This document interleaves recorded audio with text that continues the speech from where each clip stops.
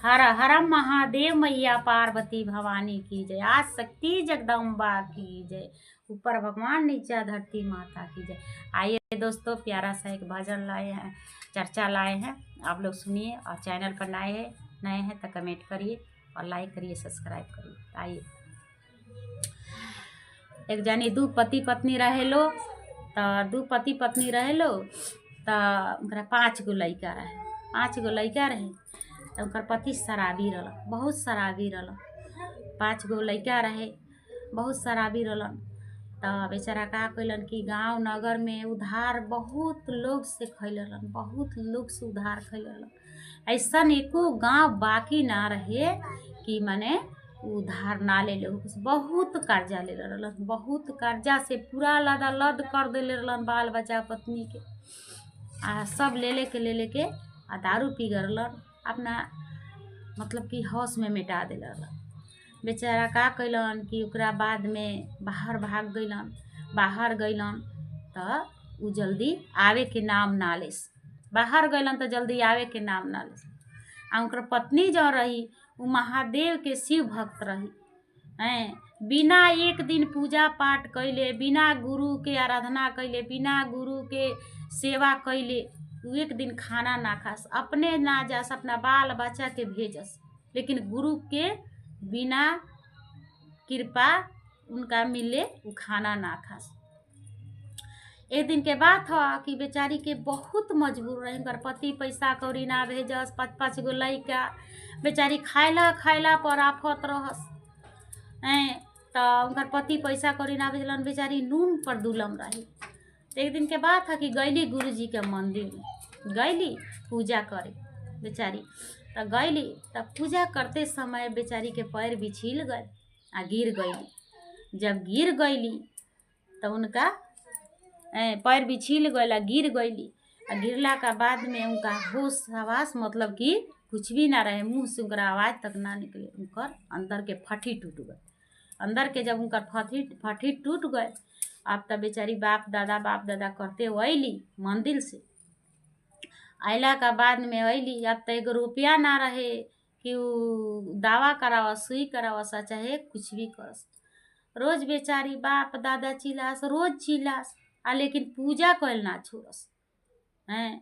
पूजा कैल ना छोड़स, चल जा सोही गतिया बाप दादा करते करते चल जास आ जाके गुरुजी में जल ढारस।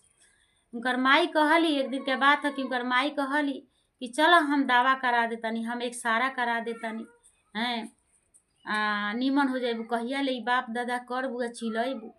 कहली कि ना, हम ना जाए, गुरु का मंदिर में गिरल बानी, चाहे गुरु जी हमरा के पाप के सजाए दी, चाहे गुरु जी हमरा गलती के सजाए दी, आ चाहे गुरु जी मतलब कि जो भी के सजाए दी, लेकिन हम दावा ना खाए।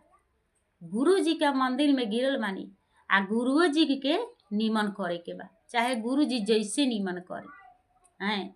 हमरा लगे ना एक पैसा बा ना कुछ भी बा, हम कहाँ से देखाएम, कहाँ से का करम। हम कहीं ना जा ना गईली। का कैली कि बेचारी मजबूर रही, का कैली कि गुरु जी के पूजा करस। बाप दादा चिल्लास, आखिर पूजा कैल ना छोड़स, गुरु जी के पूजा करस। आ वही एगो गुरु जी से दवाई के औषधि के रूप में गुरु जी से एगो बेलपत्र मांग लेस कि हे गुरु जी, रौरा मंदिर में गिरल बानी, हमरा के दवाई के रूप में एगो बेलपत्री दी। आ गुरु जी के जल ओढ़ के ले आवस।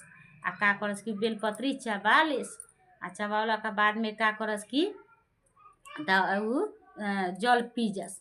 पियला के बाद में जब 1 महीना तक बेचारी वहाँ कैली, तो कहाँ दू बेचारी के दर्द, कहाँ दू फटी टूटल, कहाँ दू फूलल, सब कुछ माने खत्म हो गए। कुछ भी ना, 1 रुपया के दवा बेचारी ना खैली हैं।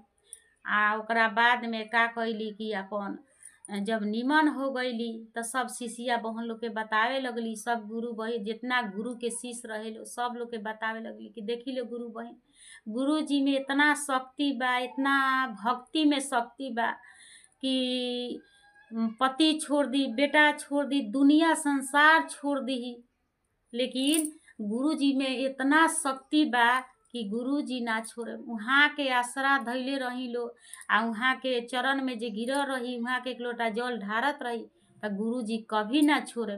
गुरुजी में ऐसा शक्ति बा। बेचारी के सारा दुख दूर हो गए हैं आ वो दिन से हंसी खुशी से रहे लगली आ गुरु के चर्चा भजन करे लगली आ गुरु के मंदिर में जाए लगली।